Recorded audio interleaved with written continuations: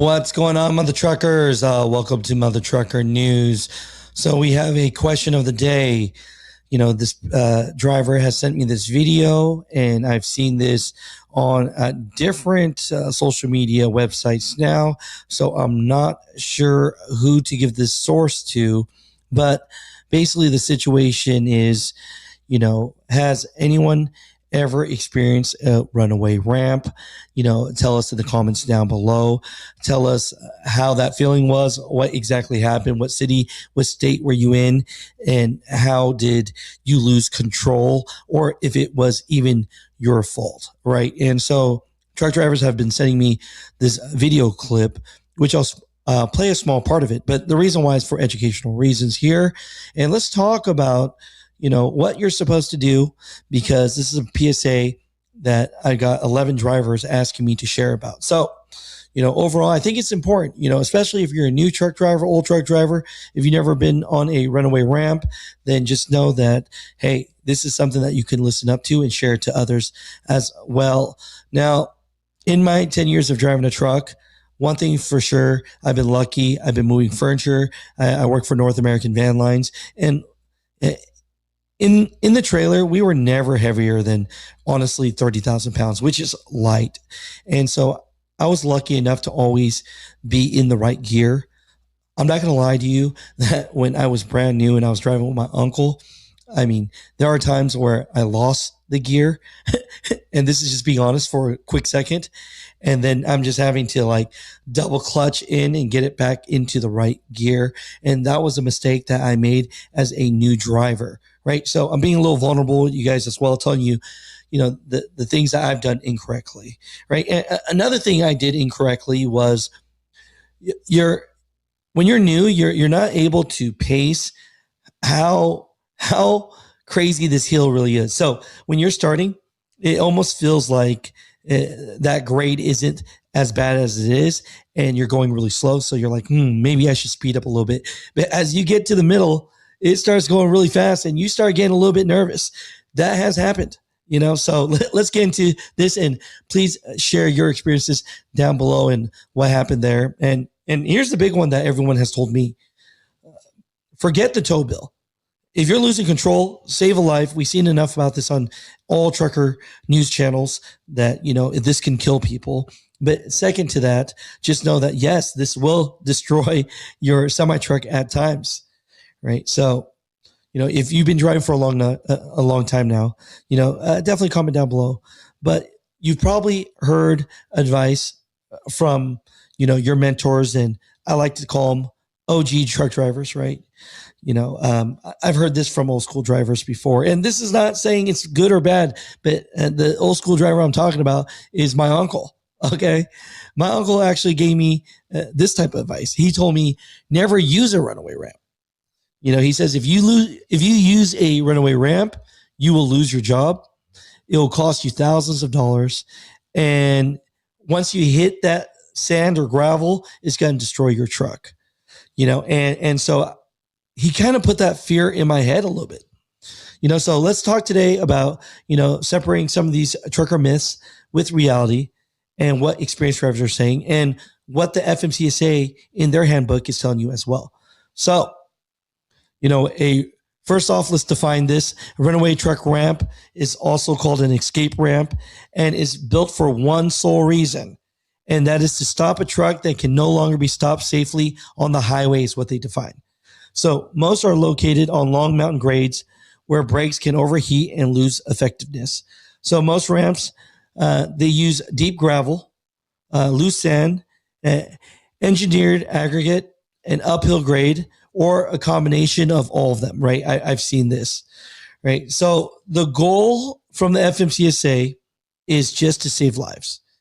Right. So the FMCSA CDL manual specifically states that escape ramps are designed to stop runaway vehicles safely and encourage drivers to know where they are located, because they save lives, equipment, and cargo.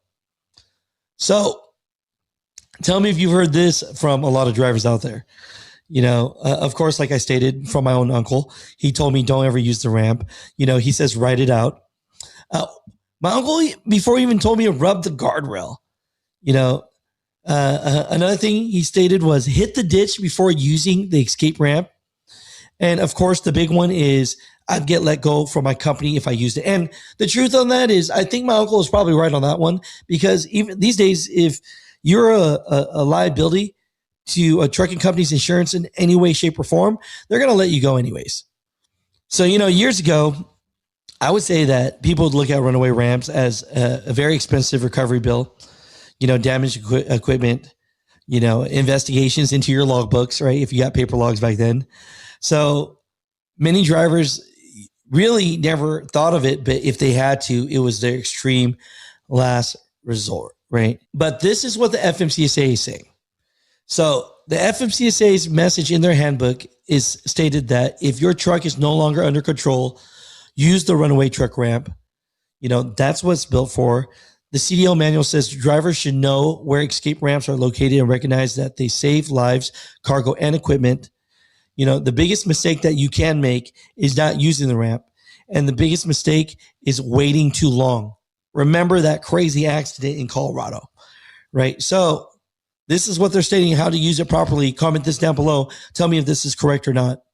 So if you have brake failure or you lose control, step 1, get your hazards on if possible. Step 2, move towards the right lane as early as safely as you can. Step 3, commit to the ramp. Don't make a last second decision to jump back onto the highway. Step 4, aim straight down the center. Avoid sharp steering because the truck can roll over. Step 5, keep the steering wheel steady. Once you're ready and in the gravel or engineered material, let the ramp basically do its job. After the truck has stopped, stay in the vehicle if it's safe. And of course, call 911 and your company if you have to, right? Now Colorado DOT also advises staying centered in the ramp, steering straight, and calling emergency services after the vehicle comes to a stop. Exactly what the Colorado Department of Transportation says, right? So the reality is most runaway situations don't happen because of just sudden brake failure. Many begin much earlier. So starting down the hill too fast, using the wrong gear, right? Riding the brakes for miles, overheating brakes causing brake fade, mechanical brake failures, and overload equipment. So the best runaway truck ramp is, of course, the one that no one ever has to use. But I'm telling you, look, plan your routes, pre-trips, post-trips. But again, your truck could be running perfectly, but at that very moment, something can go wrong. You can have mechanical failure.